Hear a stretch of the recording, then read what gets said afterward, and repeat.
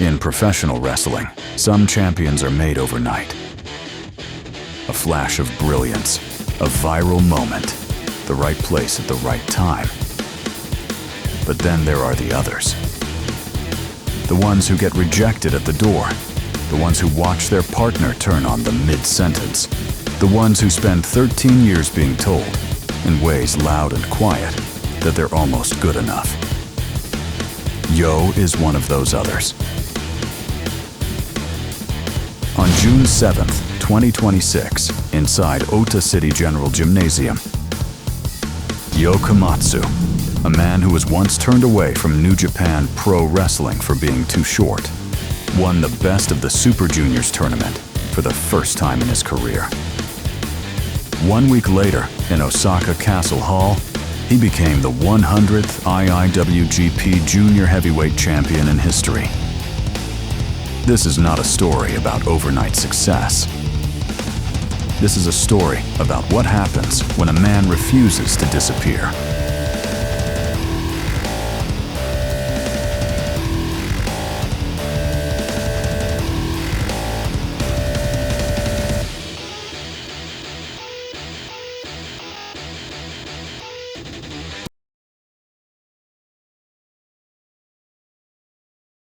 YOH's real name is YOHEI Komatsu, and the first thing you need to know about him is that he never had a backup plan. His father was a wrestling fan, the kind of fan who puts his son in front of a television at age 3 and lets the magic do the work. And it worked, because by the time YOHEI Komatsu was in middle school, he had already decided. This is what I'm doing with my life. Not a phase. Not a dream he kept to himself. A decision. He started judo to build a foundation. He left home in high school to attend a wrestling powerhouse. Not for college glory, but because it was the most direct path to the ring. Every choice, every sacrifice, pointed in one direction. So when he passed the New Japan tryout in his 3rd year of university, it should have been the beginning. Instead, he walked away. He chose to finish his degree first. Discipline, respect for the process, or maybe just the kind of quiet stubbornness that would define his entire career. He came back after graduation, application in hand, and New Japan said no. Not because of his skill, not because of his attitude, because of his height. He didn't clear the minimum requirement, rejected, on paper. Before anyone even saw him wrestle. Most people would have found something else to do. YOH's father funded a wrestling school instead. YOH spent a year under the tutelage of Hiro Saito, one of the old guard, a man who didn't believe in shortcuts, and built himself from scratch. He debuted in 2012, the long way around, the only way he knew. Overseas came next.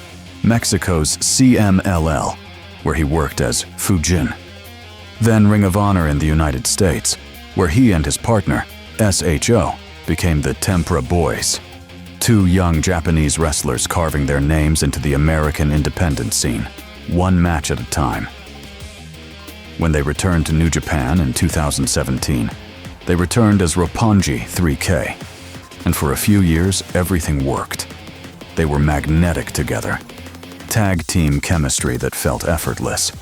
Multiple reigns as IWGP Junior Heavyweight Tag Team Champions. 3 consecutive Super Junior Tag League victories. An unprecedented achievement that no team had reached before or since.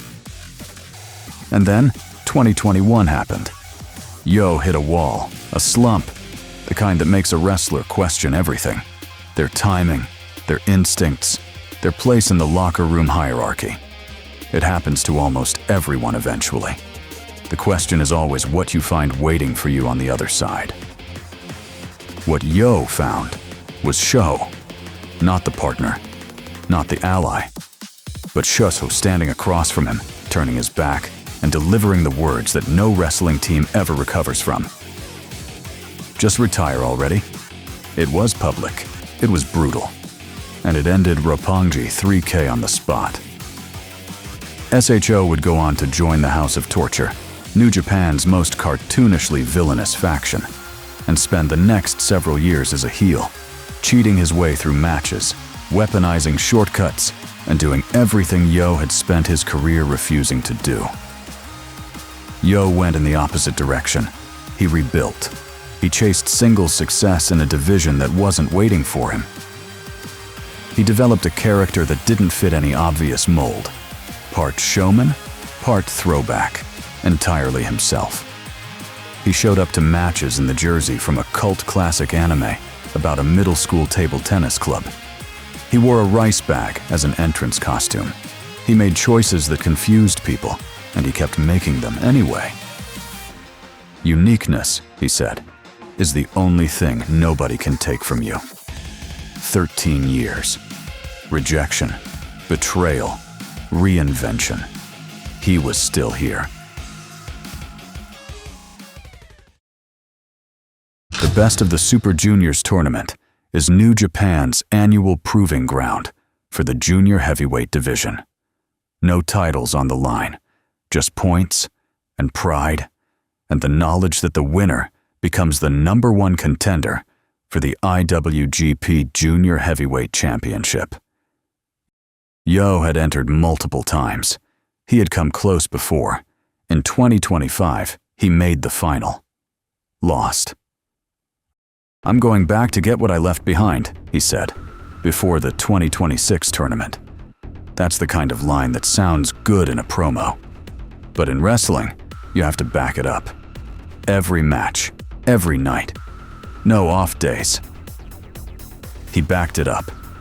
Night after night through the tournament, YOH built momentum the old-fashioned way. Not through interference, not through faction backup, but through wrestling. He was sharp, he was consistent, and he was angry in the way that only comes from having something to prove. The final was June 7th, Ota City General Gymnasium. His opponent, Kosei Fujita, the reigning BOSJ champion, the man who had won the whole thing the year before. A rematch from 2025, essentially.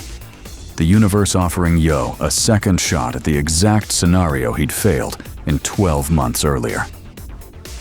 Then came the entrance. The arena went quiet first. Then the music hit. YOH walked out in a style unmistakably borrowed from Kazuchika Okada, the former NJPW ace, the man who had once stood at the top of this very company before leaving for AEW. The long coat, the deliberate walk, the borrowed iconography of a legend. It was a love letter and a statement at the same time. But the real statement came inside the ring. As the match built toward its climax, YOH began pulling out moves that didn't belong to him.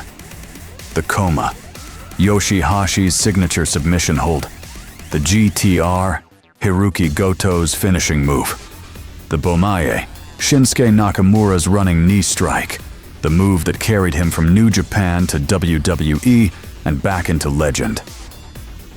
And then, the Rainmaker, Okada's pose, Okada's wrist lock, the setup for the most iconic lariat in modern Japanese pro wrestling. The crowd understood immediately.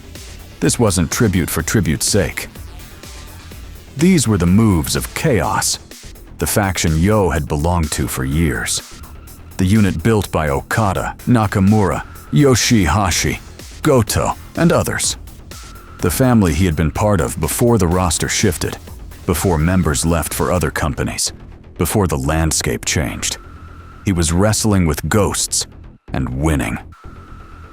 The finish came with YOH's own move, the direct drive, his spinning double-arm DDT, connecting clean. 1, 2, 3.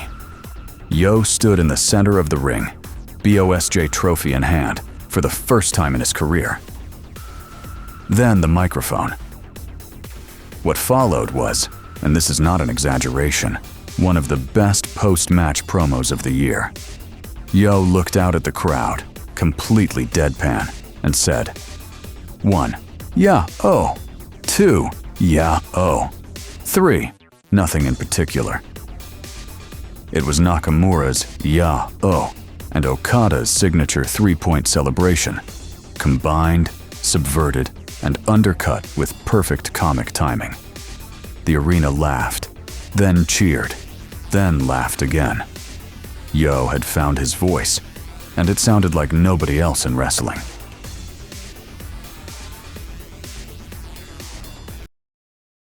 One week.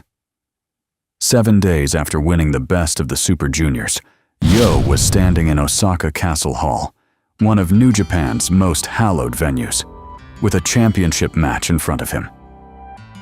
His opponent was Dookie, the current IWGP Junior Heavyweight Champion and a member of the House of Torture, the same faction that had swallowed Esho whole after he betrayed Yo 5 years earlier. The symmetry was not lost on anyone. Dookie is not a clean worker. The House of Torture's entire identity is built around chaos, interference, foreign objects, referee distraction.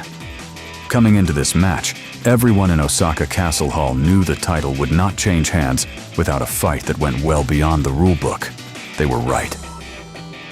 Yo came in swinging, the Texas Cloverleaf, a submission that wrenches the lower back and both knees simultaneously, forcing the opponent to decide between tapping or risking real damage. The Falcon Arrow, a crisp, elevated suplex with the kind of impact that gets a count. Clean, technical, aggressive. He was fighting his fight, on his terms. Then SHO arrived. Of course he did. This is the House of Torture. There are no singles matches, not really. SHO hit the ring with that specific energy of a man who has spent 5 years holding a grudge against his former partner, armed with the knowledge that he can tip any match if he gets involved at the right moment. And then Master Wato hit the ring. Wato, Yo's ally, his backup, the cavalry, sliding in to even the odds. For a moment, the match became exactly the kind of multi-body chaos that New Japan Junior Heavyweight title matches have built their reputation around. Yo saw his opening. He grabbed a steel plate, the same blunt instrument Esho had been using for interference, and swung. He hit Wato, his own guy, his backup, square in the face. The arena erupted. Half groans, half laughter, all disbelief. Yo stood there for 1 second, the universal expression of "oh no" crossing his face, before snapping back into focus. No time for apologies. Not yet. He pivoted, hit SHO with the 634, a double low blow, efficient and merciless, and cleared the ring. Then turned back to Dookie. Direct drive, 1, 2, 3, new champion. The 100th IWGP Junior Heavyweight Champion in history. In any other company, the celebration would have been straightforward from there. Confetti, ceremony, the new champion posing with the belt while everyone else cleared the ring. New Japan doesn't always work that way. Within minutes, the ring was full again. SHO. Wato, still selling the friendly fire, Fujita, Francisco Akira. 4 men, 4 potential challengers, 4 separate agendas, all in the same ring at the same time. Yo let them all argue. Then he took the microphone, and he proposed a solution. All 4 of you fight each other. Last man standing gets a shot at this belt. It was, and this is important, exactly what Dookie had done during his reign. The outgoing champion had called his version the Dookie Game, a clever, slightly chaotic way to manufacture a #1 contender while keeping the champion above the fray. Yo had just stolen the bit, completely, shamelessly. "I'm calling it," he said, "the YOH Game. Game. Start." The crowd lost their minds, because that's the thing about Yo. He's not doing the thing the division needs him to do. The serious, stoic, ace of the juniors routine that everyone expected after Hiromu Takahashi's departure in February left a vacuum at the top of the division. He's doing something harder. He's being himself, completely, in a way that nobody can imitate, because nobody else has his specific combination of 13 years of grinding, a betrayal that would have ended most careers, and the sense of humor to wear a rice bag to a wrestling match. New Japan's junior heavyweight division has a new face, and he's funnier than you expected.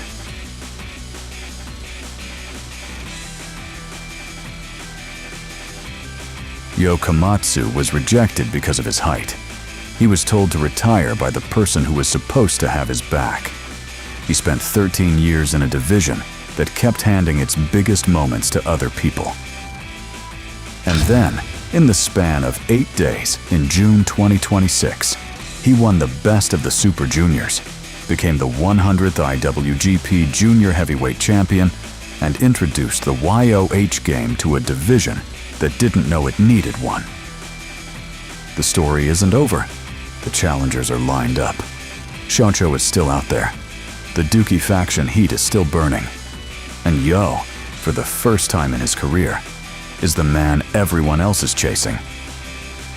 That's a different kind of pressure, the kind you can't prepare for until you're inside it. But if his career has taught us anything, it's this. YOH Komatsu does not fold under pressure. He just wears a funnier jacket. If this story resonated with you, if you've ever been underestimated, told you weren't enough, or watched someone else get the moment you deserved, subscribe, hit the bell. We cover the stories Japanese pro wrestling doesn't always tell in English, because the history is too good to keep to one language. See you next time.